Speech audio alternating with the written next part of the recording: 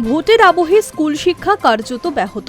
একদিকে শিক্ষকরা ভোটের প্রশিক্ষণে ব্যস্ত, অন্যদিকে বহু স্কুলে কেন্দ্রীয় বাহিনীর অবস্থান এবং ভোট কেন্দ্র হিসেবে ব্যবহার, সব মিলিয়ে দীর্ঘদিন পঠন পাঠন বন্ধ থাকার পরিস্থিতি তৈরি হয়েছে। এই অবস্থায় বিকল্প হিসেবে অনলাইন শিক্ষার উপর জোর বাড়াচ্ছে শিক্ষা দপ্তর এবং উচ্চ মাধ্যমিক শিক্ষা সংসদ।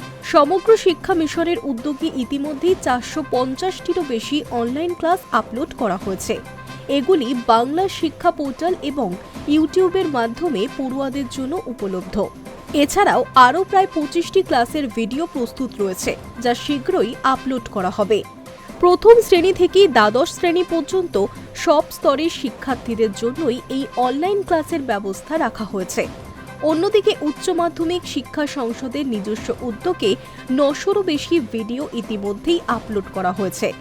শুক্রবার সংসদের ইউটিউব চ্যানেল থেকে সভাপতি পার্থ কর্মকার পড়ুয়াদের উদ্দেশ্যে বার্তা দিয়ে বলেন, স্কুল বন্ধ থাকাকালীন সময় এই ভিডিও ক্লাসগুলি নিয়মিত অনুসরণ করা উচিত। কোনো বিষয়ে সমস্যা হলে নির্দিষ্ট ইমেলে প্রশ্ন জানাতে বলা হয়েছে এবং তার উত্তর দেওয়ার ব্যবস্থাও থাকবে বলে জানানো হয়েছে। তবে এই উদ্যোগের মধ্যেই সামনে এসেছে অন্য ছবি। ইউটিউবের ভিডিওগুলির নিচে বহু পরীক্ষার্থী উচ্চ মাধ্যমিকের ফল দ্রুত প্রকাশের দাবি জানিয়ে মন্তব্য করেছেন।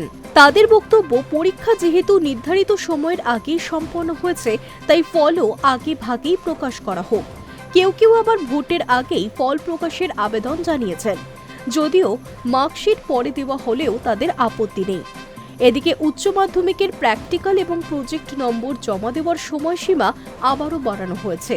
নতুন নির্দেশিকা অনুযায়ী স্কুলগুলি আগামী 20শে এপ্রিল পর্যন্ত এই নম্বর জমা দিতে পারবে। এর আগে 1 এপ্রিল পর্যন্ত সরাসরি এবং 6 এপ্রিল পর্যন্ত জরিমানা সহ জমা দেওয়ার সুযোগ ছিল। শুক্রবার বিজ্ঞপ্তি জারি করে সংসদ এই সময়সীমা বৃদ্ধির কথা জানিয়েছে, যদিও নতুন বিজ্ঞপ্তিতে জরিমানার কোনো উল্লেখ নেই। High News network.